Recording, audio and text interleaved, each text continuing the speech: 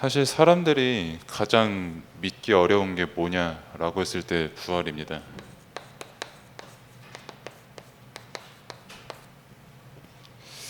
그리고 우리는 사람들이 믿기 가장 어려워하는 그 부활을 은혜로 믿고 이렇게 함께 예배를 드리고 있죠. 그 부활을 믿는 우리이기 때문에 부활하셨다라는 말은 살아계시다라는 뜻이잖아요. 만약에 예수님께서 죽으시고 부활하지 않았다면은 그 말 그대로 죽은 예수님이거든요. 그 말은 죽은 예수님이기 때문에 그 존재가 없는 거죠. 그냥 뭐 우리한테 뭐 기도 우리가 예수 그리스도 이름으로 기도한다라는 의미 자체가 사라지는 겁니다. 뭐하러 죽은 사람 이름 빌고 그렇게 기도할 이유가 없잖아요. 뭐 역사적으로도 그렇고 우리가 믿는 믿음도 그래서 헛되다고 바울이 말했죠. 이 부활을 만약에 우리가 믿지 않는다면 그러면은 우리가 부활하신 그리스도를 믿고 더 근본적으로 부활하신 그리스도가 지금 나와 함께 하시는데 그런 우리가 당연히 누려야 될 게 하나 있다고 강단에서 말씀을 주신 게 바로 감사입니다.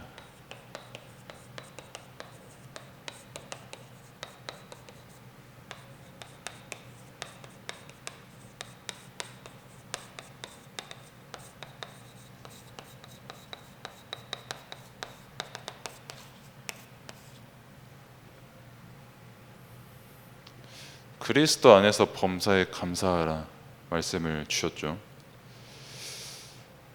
사실 제가 뭐 거의 모든 사람이 다 그런데 뭐 제가 어떤 사람이랑 같이 있어 보면은 뭐 여러분도 마찬가지고 뭐 아니면은 제가 학교에 있을 때 동기들이랑 있어도 마찬가지고 뭐 아니면은 원래 알고 있던 친구들이랑 있을 때 다 마찬가지고 얘기를 하다 보면 공통적으로 진짜 가장 찾기 어려운 게 뭐냐면 진짜 감사를 안 해요 사람들이.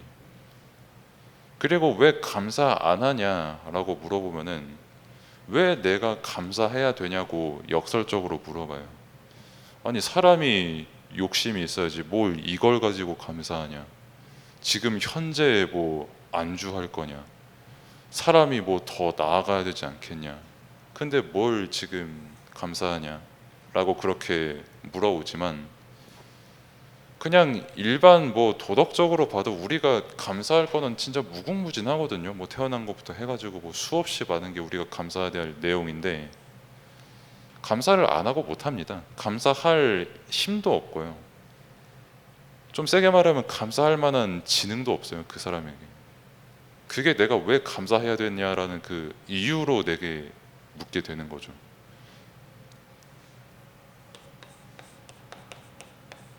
왜 그렇게 됐냐라고 했을 때 가치를 두는 거에 사람들마다 다 다르잖아요. 뭐 우리가 요즘 계속 뭐 월드컵을 보고 있습니다만 선수들의 가치를 보고 전력을 평가를 하잖아요, 보통.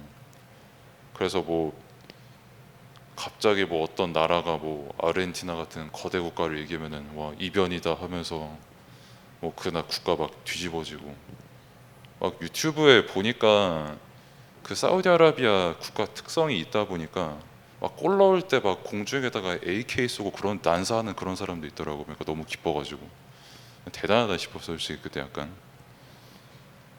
근데 그만큼 자기들의 가치로 봤을 때 그게 너무 기쁜 일이니까요. 뭐 왕세자도 선수분들에게 이제 그 롤스로이스 차 한 대씩 딱 선물해주고 뭐 16강 진출하면 한 명당 뭐 190억 주겠다 막 이렇게 약속도 하고 하는 그런 거를 봤을 때 우리가 일반적으로 말하는 가치가 그런 거잖아요. 그래서 사람에 대해서 가치를 매기고 사실 여러분들이 공부하거나 무언가 기술을 익히는 것도 스스로의 가치를 높이려고 그렇게 노력을 하는 거잖아요.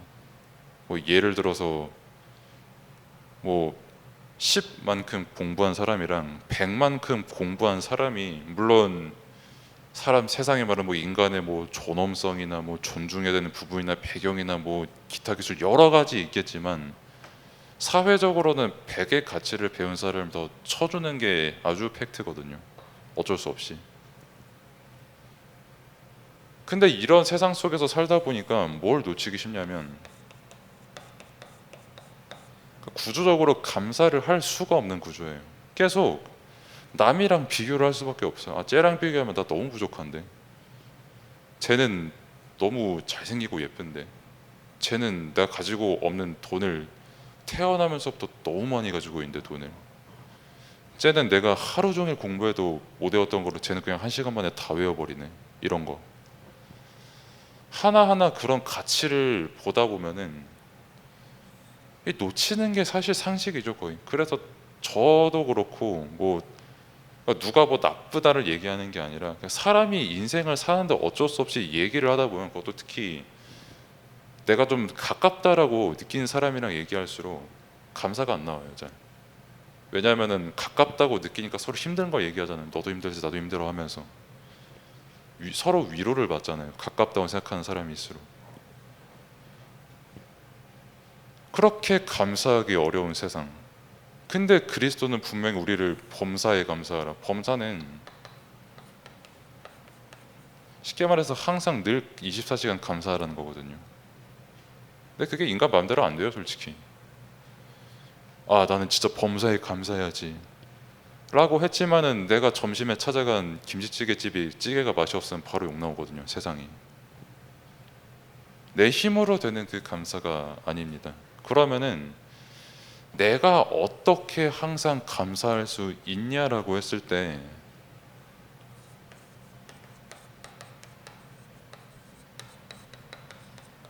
이 그리스도의 가치를 아는 사람은 진짜 항상 감사할 수가 있다는 걸 우리가 말씀을 통해 받았죠. 아무리 그 사람이 세상이 말하는 그 가치를 많이 가지고 있다고 해도 그 사람의 근본 문제는 못 고칩니다. 영적으로는 죽은 상태예요. 계속해서 뭐 돈이 많다든가 사회적으로 성공했다든가 그걸 절대 무시하는 게 아니고 존중받아야 되는 게 맞는데, 그게 그 사람에게 구원을 줄 수 있냐라고 했을 때는 아예 다른 얘기거든요. 한평생 그리고 감사를 할 수가 없거든요. 오히려 가진 것 때문에 더 불안하면 불안했지. 근데 그리스도의 가치를 진짜 아는 사람, 평생 죄 속에서 죽을 수밖에 없는 나를 구원하신 그 그리스도의 가치를 아는 사람, 사단 저렇게 잘 살아서 영적으로 활동하고 3단체 다 장악하고 내가 있는 모든 문화권 속에 사단이 다 장악을 했는데 거기 그거를 정복할 수 있는 권세를 주신 그 그리스도의 가치를 아는 사람, 하나님 만나는 길을 단번에 여신 그 가치를 아는 사람, 그 사람은 항상 감사할 이유를 아는 사람입니다. 내가 어떤 문제를 만나도, 내가 아무리 힘들어도 그거를 복음으로 볼 수 있는 그 사람은 감사해요. 내가 믿었던 사람이 내 뒤통수를 아주 세게 퍽 하고 쳐도 뭐 맞았을 때 당시에는 인간의 맞으면은 아우 아파 이래야지, 누구한테 갑자기 쳐맞고 하나님 너무 감사합니다 아프네요 하면서 그럴 사람 잘 없거든요. 시간이 계속 지나면 지날수록 말씀이 깨달아지면서 그리스도의 가치를 정말 깨닫게 하시는 그 은혜 속에 있는 사람은 감사가 나옵니다. 그리고 감사가 나오는 사람은 평안이 나오고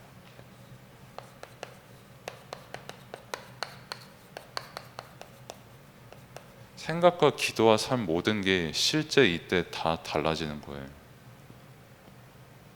뭐 예술하시는 분들은 알겠지만은 평안한 사람과 그렇지 못하고 어쨌든 남들보다 더 나은 가치를 소유하려고 감사 없이 살아가는 사람의 작품이 굉장히 다르거든요.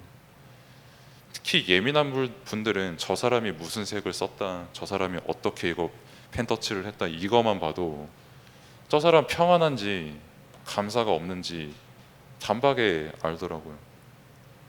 되게 유명한 화가는 아예 곡선조차 못 그리잖아요. 너무 시달려가지고. 직선 못 그리는 사람도 있고. 그러면은 우리에게 그리스도 안에서 범사에 감사하라는 이게 그냥 하나의 어떤 도덕적인 구호가 아니라 우리가 실제 그리스도 안에서 누릴 수 있는 응답이라는 거예요. 범사에 감사한다는 건. 왜? 그리스도께서 날 구원하시고 지금 나와 함께 하시는 그것만큼 가치 있는 게 이 세상에 아무것도 없거든요. 그렇기에 우리는 그거 하나만 놓고 봐도 무한히 감사할 수밖에 없는데, 하물며 그 가치를 가지고 내가 모든 것을 바라볼 수 있잖아요. 범사에 내가 뭐 오늘 아침에 일어나서 교회 간다, 그리고 랩런트 누구를 만난다, 그리고 말씀 뭐 몇십 분 듣는다, 그리고 교회 문 열어가지고 뭐 집에 간다는 그 모든 것에 내가 그리스도의 가치를 알고 있으면 당연히 감사가 나올 수밖에 없는 거예요. 그 사람은 세상에 말하는 가치가 내게 없다라고 할지라도. 그런 우리에게 부활하신 그리스도의 말씀을 오늘 주셨는데, 교재를 보시면 쭉 내용이 나오는데 아주 핵심적인 부분만 말씀을 드리겠습니다. 그래서 첫 번째로, 뭐 경비병이 지키고 있었다고 나왔죠, 무덤을. 그러니까 뭐 예수님께서 십자가에서 못 박히시고 돌아가셨잖아요. 그리고 당연히 장사를 지내서 우리가 뭐 관에 넣는 것처럼 거기도 돌무덤에 딱 넣어요. 그리고 경비병이 지키고 있어요. 근데 경비병을 왜 세웠냐라고 했을 때, 그렇게 예수님을 핍박했던 바리새인들이 저거 예수님 부활할 거니까 경비병 세워야 된다 라고 아주 역설적으로 말을 했거든요. 참 웃긴 사람들이지 않아요? 그렇게 예수님 핍박하고 그렇게 예수님 저거 메시아 아니라고 했던 그 사람들이 저거 부활할 거라고 불안해가지고 경비병까지 세우는 걸, 심지어 경비병을 세우는 그 일도 빌라도가 했어요. 예수님 십자가에 못 박아 그거를 최종적으로 승인해 준 사람이. 그 말은 뭐냐면은 굉장히 역사적 사실이라는 겁니다. 예수님께서 부활하신 게 충분히 증인이 일단 확보가 됐잖아요. 그리고 경비병이 받고 실제 유대인들이 받고 빌라도가 받고 역사적으로 확인이 된 상황 속에서 분명히 부활을 하셨고, 특히 쭉 보면은 천사와 함께 여인들이 예수님을 봤다라는 그 기록이 있고, 이거를 기록한 게 예수님의 제자들이고 누가거든요. 누가 사도행전 기록했던. 그러니까 한마디로 이것도 그렇고 이것도 그렇고 우리가 일반적으로 생각하는 것과는 다르게 부활은 굉장히 역사적인 사실이라는 겁니다. 뭐 그냥 우리야 뭐 부활이라고 했을 때 요즘 또 부활이 되게 흔하잖아요. 뭐 미디어도 그렇고 뭐 게임도 그렇고 다 부활에 대해서 말하지 않는 게 없잖아요. 뭐 근데 그 부활을 그러다 보니까 뭐 심지어는 뭐 누가 부활한다 그러면 저거 예수네라고 할 만큼 비난하기도 하고, 그러다 보니까 그 부활의 가치를 사실 우리부터 인정을 제대로 안 하고 살거든요. 일반 기독교인 분들도 더 그럴 수 있고 오히려 우리보다 더 잘 믿을 수도 있지만 불신자들은 뭐 말할 것도 없고요. 실제 바울이 복음 전할 때도 사람들이 이 부활 얘기 들었을 때 비웃었잖아요.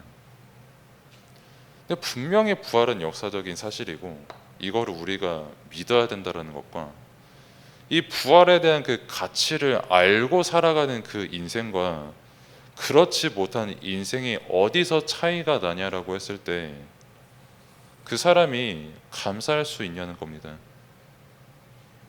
진짜 부활의 역사적인 의미, 그리고 왜 그리스도께서 우리를 위해서 부활하셔야 되는가라는 그 영적인 의미를 아는 사람은 감사를 하기 싫어도 할 수밖에 없어요. 그리고 사실 이 감사가 없으면은, 목사님도 말씀하셨고 류 목사님도 말씀하셨고 저도 늘 항상 말하지만 사실 얘랑 그렇게 다를 바가 없는 삶을 살 수밖에 없거든요. 뭐 강하게 말하려고 하는 게 아니라 철학자들도 그렇게 말을 해요.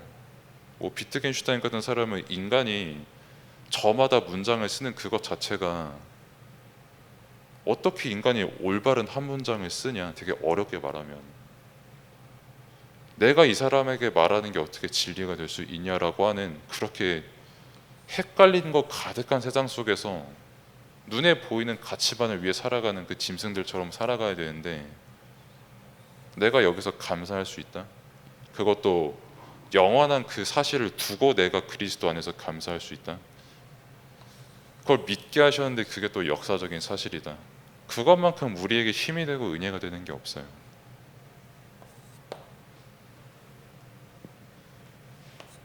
그 부활하신 예수님께서 메시지를 딱 하나 주고 가셨어요. 내가 니들과 함께 하겠다. 그것도 영원히. 그것도 그냥 함께 할게, 이게 아니라 성삼위 하나님께서 따박따박따박 하나님 아버지, 예수 그리스도, 성령 이렇게 딱딱딱 말씀 다 하시면서 그 성삼위 하나님께서 너희들과 영원히 함께 하겠다. 그리고 너네들이 그러면 할 일은 뭐냐? 이거 누리고 전달하라는 겁니다. 이게 다예요. 사실 우리가 살아가는 목적이 뭡니까? 라고 했을 때 이게 답니다. 사실 우리가 그럼 어떻게 살아가야 되냐라고 했을 때, 저 세상 사람들이랑 제발 좀 똑같이 살아가지 말고 네가 가지고 있는 그 가치가 뭔지를 알고 그럼 당연히 감사할 수밖에 없지 않냐? 그러면은 진짜 참된 감사 모르고 가치도 제대로 모른 채 죽어가는 저 짐승과 같은 영혼들을 당연히 저들에게 나와 함께하는 성삼위 하나님의 전달할 수밖에 없게 되는 거 아니냐라고 하는 게 성경에 우리에게 주시는 말씀이고 그리스도께서 우리에게 전달하시는 메시지예요. 그래서 사실 아침에 쌤들에게도 전달을 드렸지만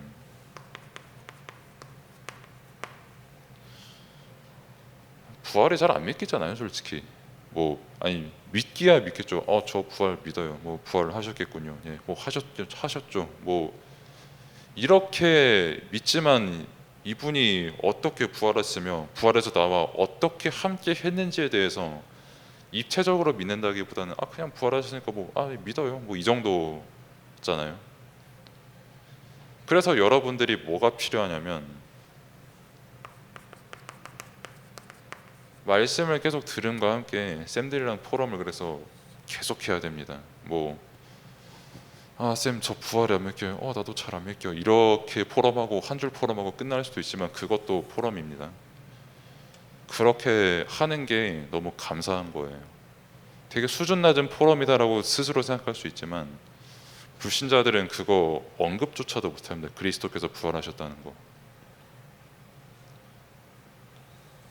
얼마만큼 그럼 내가 부활이 믿어지면 되냐? 감사가 나올 때까지 부활이 믿어지면 돼요. 내가 진짜 죄를 볼 때 너무 죽이고 싶은데도 불구하고 하나님께서 나와 함께 하시는 그 이유 하나 때문에 감사하다. 그리스도께서 날 위해 죽으시고 부활하시고 나와 함께 하신 그 사실 하나로 감사하다. 그 정도 되면은 사실상 최고의 응답을 이미 누리고 있는 겁니다. 그래서 부활하신 그리스도가 지금 우리와 함께합니다. 근데 사단과 흑암 문화는 가장 가치 없는 걸로 이거를 여기게끔 합니다. 그리스도 부활 뭐하러 믿냐? 니네는 또 그리스도 얘기하냐? 뭐하러 그리스도 믿냐? 그냥 네가 네 스스로 가치를 높이면 되지. 가치 없어도 감사하는 거 그거 그냥 흔히들 말하는 정신승리 중 하나 아니니? 라고 세상은 말하지만 분명한 사실은 그 세상은 그 정신승리조차도 못할 만큼 영적으로 병들어 있는 세상이거든요. 부활하신 그리스도, 내가 남들에게 말하기 부끄러울 수도 있고 내 스스로 안 믿어질 수도 있고 생각을 하면은 평안해져야 되는데 뭔가 자꾸 내 양심에 찔리고 내 믿음의 어떤 영역과 부딪힐 수 있지만 중요한 거는 그 모든 과정들을 통해서 하나님께서는 분명히 이 부활하신 그리스도 우리에게 믿게 하시거든요. 제자 도마에게 그러셨던 것처럼 그 양반은 못 자고 만지기 전까지 절대 안 믿었거든요. 유대인이었기 때문에. 근데 만진 순간 바로 무릎 꿇었거든요. 그 과정 속에 저도 있고 여러분도 있고 렘넌트도 있는 거예요.